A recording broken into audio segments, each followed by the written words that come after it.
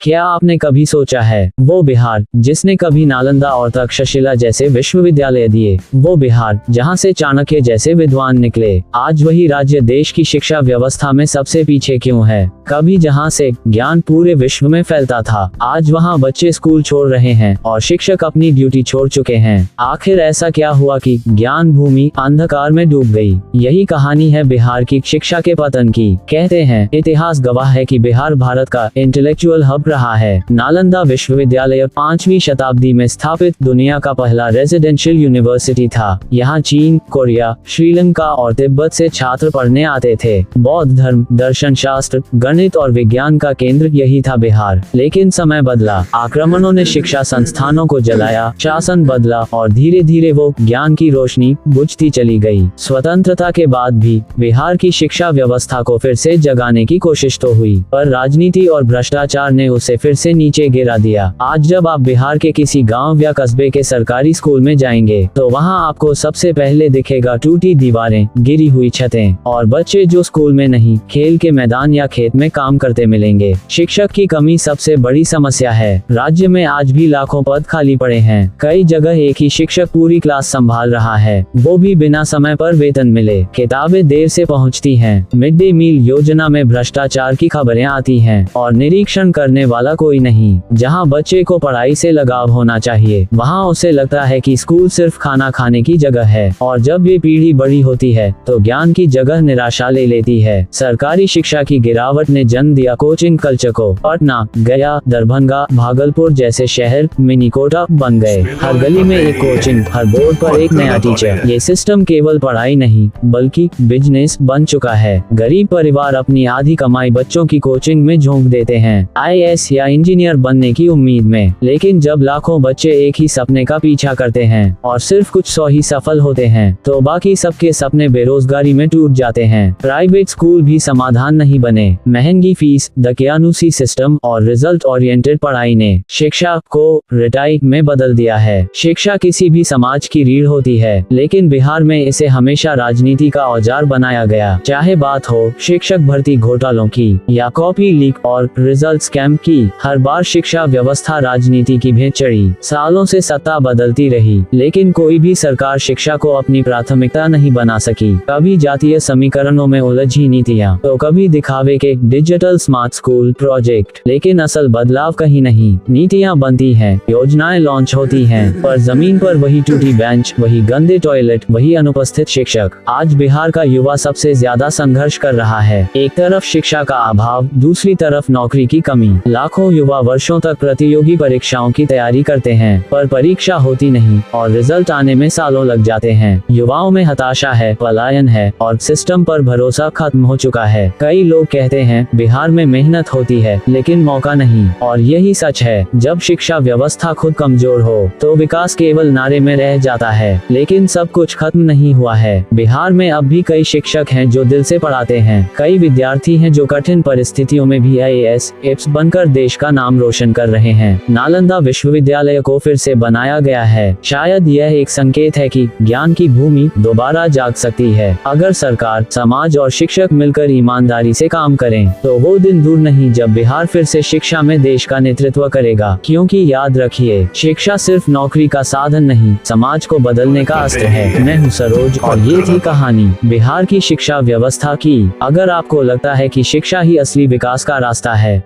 तो इस वीडियो को शेयर करें ताकि हर कोई समझे। बदलाव तभी आएगा जब सवाल उठेंगे।